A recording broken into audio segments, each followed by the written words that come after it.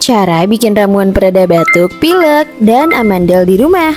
Pertama, bahan-bahannya siapkan segelas air putih, siapkan sendok, dan siapkan madu. Langkah pembuatan, pertama ambil 2-3 sendok makan madu, lalu masukkan ke dalam segelas air putih dan diaduk.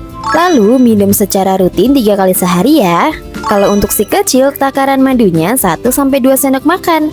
Lebih baik pakai madunya madu Flybe aja. Flybe memang diracik untuk bantu redakan masalah batuk, demam, bahkan amandel. Dilengkapi dengan herbal pilihan seperti ekstrak daun cakar ayam, ekstrak daun saga, ekstrak buah mengkudu, dan ekstrak pegagan. Terjamin aman BPOM. Yuk beli madu Flybe sekarang dan praktekin di rumah.